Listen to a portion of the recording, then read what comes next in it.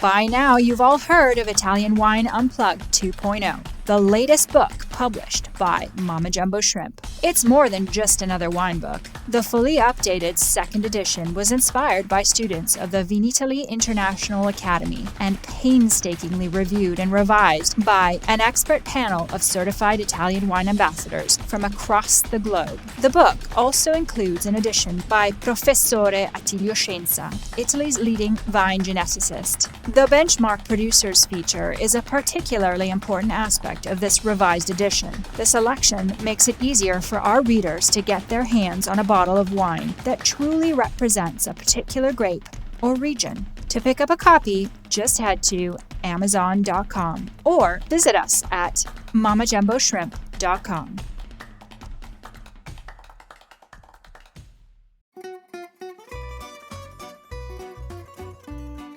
Welcome to Wine, Food and Travel with me, Marc Millon, on Italian Wine Podcast. Listen in as we journey to some of Italy's most beautiful places in the company of those who know them best, the families who grow grapes and make fabulous wines. Through their stories, we will learn not just about their wines, but also about their ways of life, the local and regional foods and specialities that pair naturally with their wines, and the most beautiful places to visit. We have a wonderful journey of discovery ahead of us, and I hope you will join me.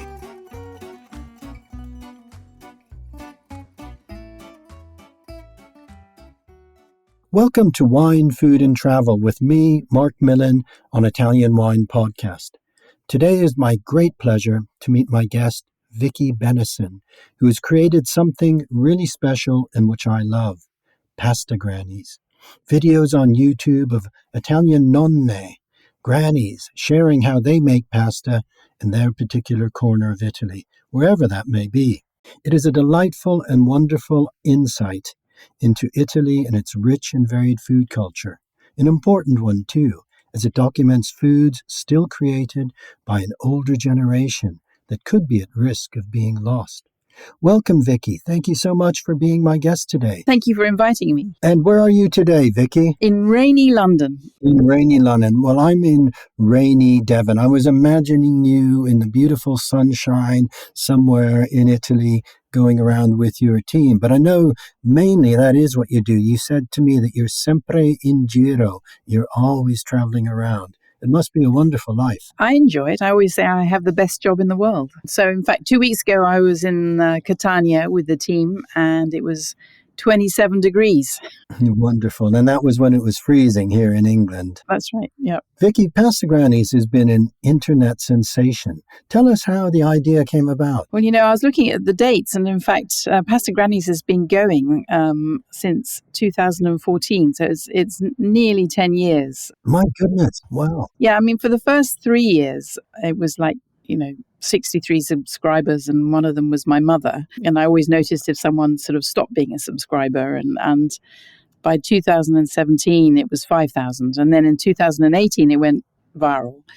But the motivation to start off with was we have a home, as you've mentioned, in Marche. And I just noticed that it was only older women who were making pasta by hand on a daily basis. So I thought, someone should make a record of them. And I initially thought it would be photography, but in fact, the physicality of pasta making is such that it needed video. And there was this fairly new thing called YouTube, which is the obvious place to put videos. And that's how Pasta Grannies started. It was word of mouth, finding grannies occasionally and sort of posting every few weeks. And then the algorithm sucks you in, and you have to do it regularly and take it seriously. So that's how it started. My goodness, that's such a brilliant idea. And it's also interesting to hear that you were really at the forefront of this sort of YouTube revolution in the ability to film and document things and share them with the world. So technologically, it's an interesting story, as well as from what you're doing from a social history. YouTube always, I'm referred to as a geriatric influencer. Because I'm one of the oldest creators on the internet. Wow, that's amazing. And actually, even better, because you're documenting older subjects.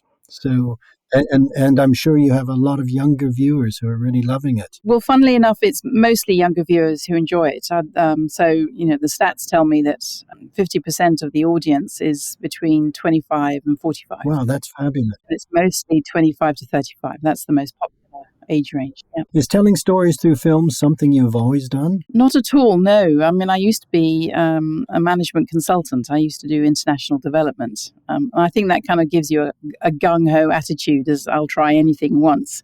I've had sort of several years of working abroad in far-flung places. So, for example, I lived in South Africa for 2 years.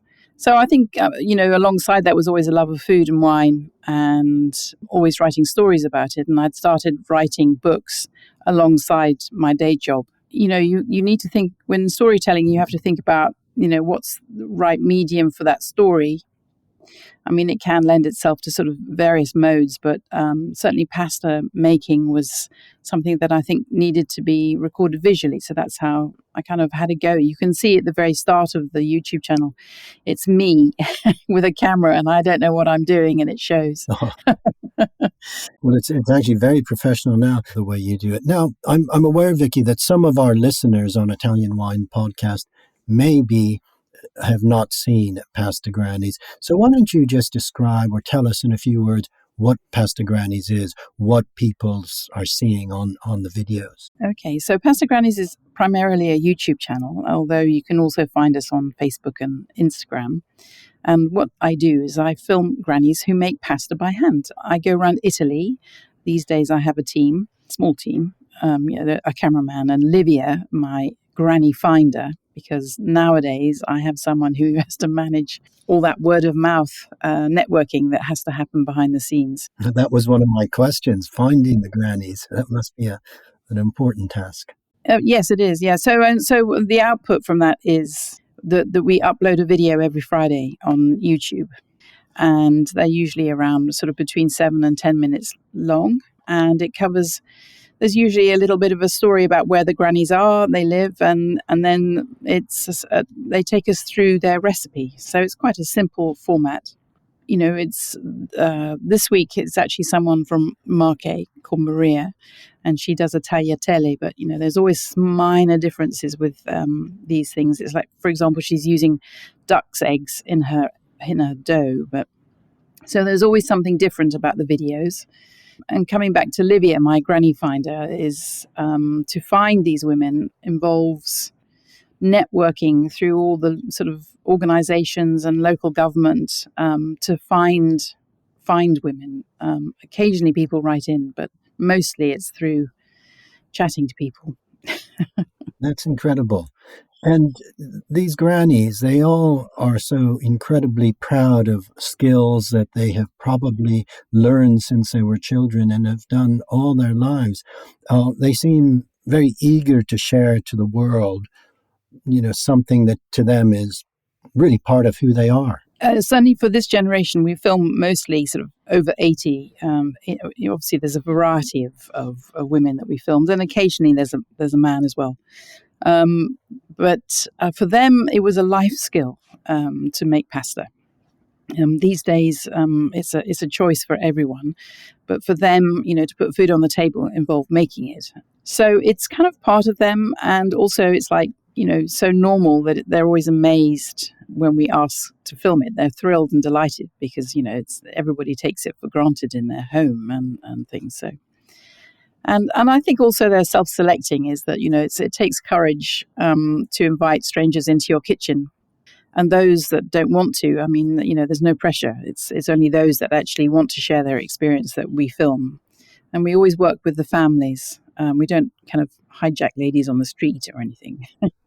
Everybody has to be happy with what we're doing. Yes, yeah, that comes through. And actually, the women that you do film are often quite characters. They're really, their personality comes through, and their pride and their happiness at sharing something wonderful that they've been proud and happy to put on a table for their families. Very much so. It's partly a thing of, for me, it's about celebrating their experience. And one of the interesting things is, Italian gastronomy is kind of worldwide, and the cornerstone of that is nonna cooking. But you don't really see the nonnas. You don't. It's always chefs who always kind of be the ambassadors of Italian cooking. So I wanted to put these women center stage and see cooking as it really is, if you like. Yes, I think that's really important, and it's also important because these skills, as I said, are in danger of being lost, and they won't carry on, and it's great to document that. Yes, I think the change is that it's becoming professionalized. So this was a domestic skill. Grannies taught granddaughters, and now people think of as a career if they want to. Otherwise, they go out and buy it. Yeah, sure. Much more of a sort of, if you've got the disposable income, you don't make pasta. Yeah. A question I've always wondered, Vicky, is after watching these wonderful women creating unique and delicious dishes, often pastas that none of us would have ever heard of, do you and the team sit down and eat them with them? Of course. But that's a big part of it too, then, not just sharing the food. They're not making it for the global audience. They're making it for us, so that's an absolute sort of, we have to. Wonderful. That's terrific. That must be one of the most enjoyable parts for you and your lucky camera person. Fortunately, we all have huge appetites. Because sometimes we've got several pastas to eat a day.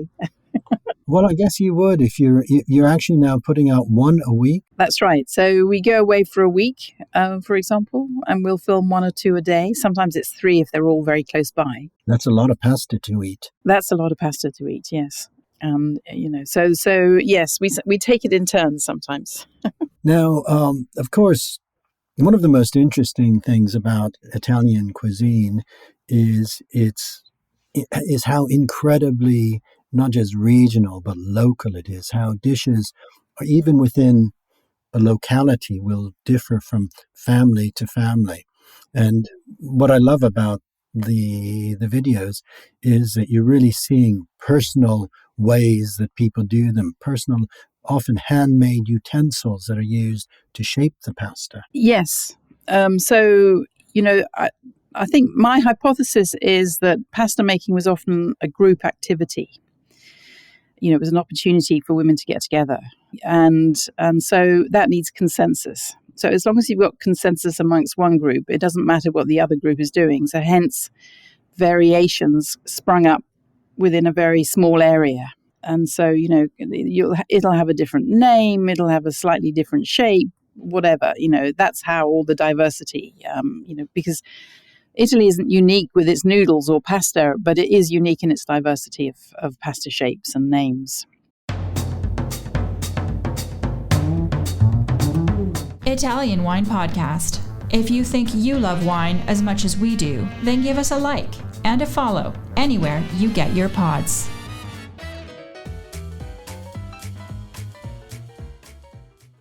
Yes, that's certainly true. And of course, there's a great divide between pasta in the north of Italy and pasta in the south. Can you explain a little bit about that? Yeah, there is sometimes a bit of a muddle, and people do things like. Well, first of all, let me explain that in the north they use soft wheat flour, and that needs eggs to give it body. The dough that you get from using soft wheat flour is more stretchy.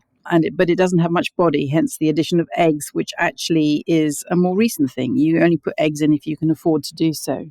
Down south, they're using durum wheat flour, so they call it semola or semola rimacinata when it's more finely ground. And so that's got much more body, and it's plastic but not elastic, and it makes great shapes. And you don't need eggs with it. So that's the sort of broad brush difference between the two zones. And then sometimes in the middle there's a bit of an overlap, and you'll get people adding eggs to their durum wheat pasta, which makes a very firm dough. And these days, of course, because of distribution and things, people will often mix the two to get a kind of consistency that they like. Yeah, that's really interesting. It is a big divide, and we think of the fresh pasta of Emilia Romagna with the sfoglia, the hand-rolled sheets. It's still done by Pasta Grannies today, as shown on the videos. Such a magical experience to see a pile of flour. As you say, often there's no measuring whatsoever, just a fistful of flour for every egg, and they will know exactly those measurements just by touch and feel.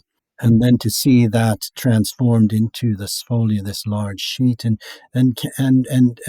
cut into myriad shapes, so much that can be done from such simple ingredients. I think that's the beauty of pasta. Yes, it's very mesmerizing and soothing, I think, to watch that whole process. I never get tired of watching it. And also the feel of it, it's like linen. You can sort of feel, as you watch it, you can imagine the sort of lovely, heavy, but not sticky feel to the dough. It's a lovely experience. Yes, that silkiness that comes as it's worked with the long mattarello, that long rolling pin. Yes. That is such an essential tool. Very much so. I mean, so people who take it seriously have different lengths, because your sfoglia, your pasta sheet, can't be larger than the length of your mattarello, your rolling pin. So if you can make a 3-egg dough is more or less about 1 meter of mattarello. Wow, gosh. So if you're going to get big, then you get bigger, and then you start having to make it oval because your arms aren't wide enough. Yes. The reason for not going beyond the length of your mattarello is you then get ridges, and you want the whole aim is to make an even thickness of your pasta sheet. Mm-hmm. Yeah. Yes, it is a magical process. And equally magical are the pasta coming from the south, from Puglia, from Campania, Calabria, Basilicata, and of course Sicily. These pastas made from the durum wheat, shaped again in such imaginative ways, often using homemade tools. It might be I think I've seen a bit of coat hanger in some of the videos, or just by hand. That too is magical, isn't it? Oh, yes, and tricky. So there's, for example, in Sardinia, they have a lot of unusual pastas, often made in just one village. And one of those is called andorinos. And that uses the bottom glass plate of refrigerators. Oh, my. That special ridging. Obviously, you can find it elsewhere, like gnocchi boards and things, but that's their favored texture. And you have to kind of roll it around and along this ridged piece of glass to make something that looks like a fusilli. My word, it's a tricky thing to do. Yeah, tricky is a good word. We've watched the videos, and we also have the book, and I do recommend the book, Pasta Grannies by Vicky, which tells the stories of some of the people that you've encountered, but also gives the precise recipes that I'm sure you've had to work out, because, as I say, none of these grannies are really measuring as we know of the term. They're doing it by feel. But so much of, making orecchiette, for example, is, it looks easy enough on the videos, but it's very difficult to try to replicate that if you don't do it every day. Oh, yes. I mean, and the pasta police won't come knocking if you go and buy a packet. No, but many of the pastas, and you do make that clear, one can buy the packet. Yes. Many of these pastas, you're not going to ever find them. No. I mean, orecchiette is a good example of, actually, that takes practice. But then if you go to cavatelli, for example, which is a very similar shape, you can make that with your thumb, and that's much easier. Perhaps I'll try that next time. Yeah, I mean, so the taste will be the same. I'm a pragmatist, as long as you're making something from scratch, that's all that matters, and start with something simple. Yes, and as long as, and it will be delicious. Vicky, your Pasta Granny videos are also documenting social history. You're speaking with people in their 70s, their 80s, often their 90s. You're making permanent this moment in history through food. taking us inside their houses. We see how they live. We see the utensils they use. We see their kitchens and the aprons that they're wearing. And we hear their voices, their accents, their dialects, their languages. It is an important documentation that you're doing. Was that an intention when you set out? No. I just did it because I was interested. The whole thing has evolved. So I wanted to document the women. That was yes, I knew that. I mean, the way that it's kind of blossomed into something that's a social history record.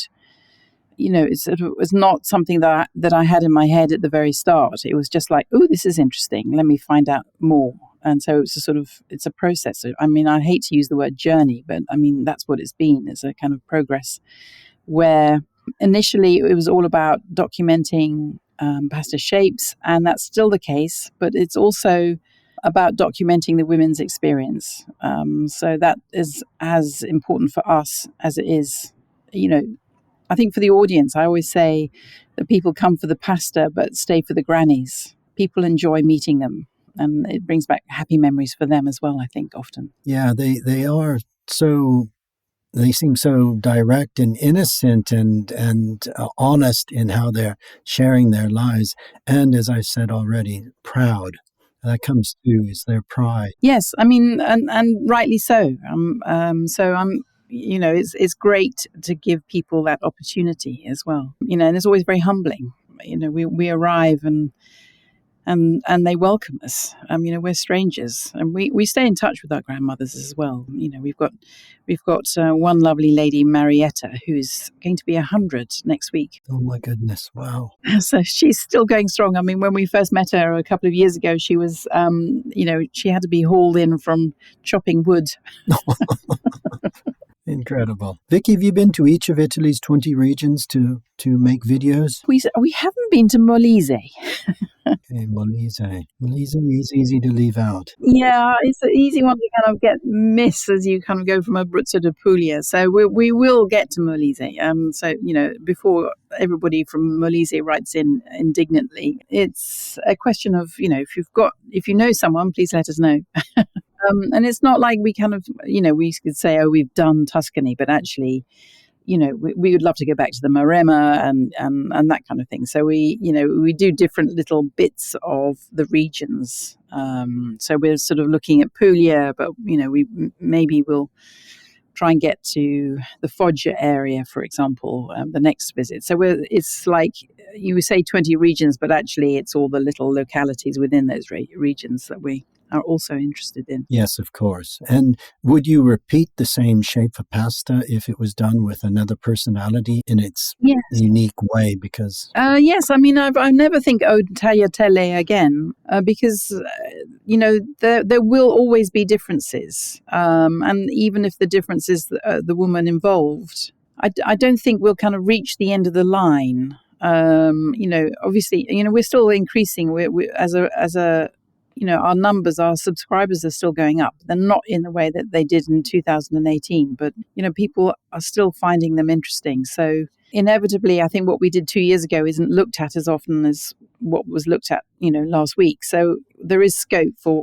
repeating, if you like, a recipe because the woman will be different. Yes, of course. Yeah. And as you say, they are really the main subject as much as the pasta itself. Yeah. Pasta Granny videos are in English, but I bet Italians love them too. Do you have the sort of data that shows whether Italians are watching them? They are watching, yes. So in terms of sheer numbers, it's Americans who account for about 30% of the audience. And that's because America's huge. It's very popular in Germany as well. And then it's the Italians. We allow our ladies to do as much talking as possible without it getting difficult for the readers of the subtitles.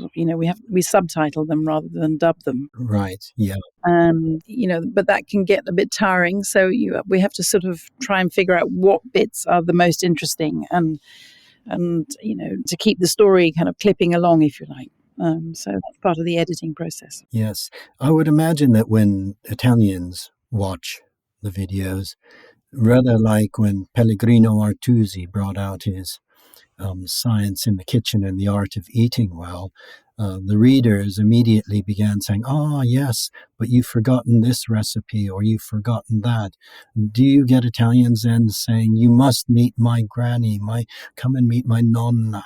I do get Italians writing to, yes, that's about a kind of once a week email that I get. Often they've forgotten to ask the granny. So they're so keen on their beloved, Zia, appearing that they've forgotten to mention it to her, and Zia says no. So I always have to write back and ask them that. I think Italians are very proud in general of their recipes. So, I mean, I often get things like, "You can't say that." And it's like, I'm not the one saying it, Yes, there are variations. There's no right and wrong about this. Yes, of course. How many videos have you made now? About 400. 400. That's incredible. Do you have a sort of a sense of urgency to document as much of this as you can while they're still in an older generation that can share their secrets, their skills, their foods? Yeah, absolutely. So, if we hear of a 100-year-old, we're kind of there. We jump in our car and drive. We're going back to Sardinia in May, mostly because, there's this generation that are still around, over 100. So, last year we filmed Annunziata, who's, I think, 101 now. Yes, I think I saw that one. And she's still making fregola. And fregola is this lovely kind of couscous type pasta. And she's marvelous, beautiful woman. And, we think, oh, well, let's go back and see her again. And her, her compatriots, there are sort of lots of people. And it's like, we can't say, let's leave that till next year. We think, no, we've got to do that this year. Yes, of course. And Sardinia is supposed to be one of the longest, to have the longest longevity in the world, I think. It's one of the blue zones, yeah. So the blue zones are sort of areas of longevity. And there's a lot of older people as a percentage of the population. So, but you can find sort of very elderly people all over Italy, like Puglia and even in Marche. I think they won't live as long because their lifestyles have changed. I mean, one shouldn't romanticize poverty, but this is a generation that ate frugally, kept moving, and is also very social. I mean, when people talk about the Mediterranean diet, actually it's the Mediterranean lifestyle. So, ingredients aren't off limits, but they're not eaten, in an indulgent way. So, people don't drink too much wine, for example. It's there always, but. Of course. And as you say, it is a lifestyle. Older people are still at the center of family life, not sent off to care homes. That's by and large true. Yes, I think, it's only when the family breaks down that happens. So people want to keep their parents close to them. And but also they're the center of, they're very involved with their church or their community as well. So there's the kind of the tight relationships and also the loose ones. People drop by and say hi and that kind of thing. Often when we're filming, there's half the village behind yes. The cameras. And often there's an assistant eager to help. That's right. Well, Vicky, I think you've created something really special. I urge our listeners, if they don't already know about it, to find the Pasta Grannies website, to purchase the Pasta Grannies book, and above all, to watch these wonderful Pasta Grannies videos on YouTube. It's been a real pleasure speaking with you this morning, Vicky. Thanks so much for being my guest, and I'm sure you're going to soon be back on your travels again. So I'm glad we managed to catch up with you. Thank you very much. It's been an absolute pleasure, Mark. Thank you. Thanks. Bye-bye.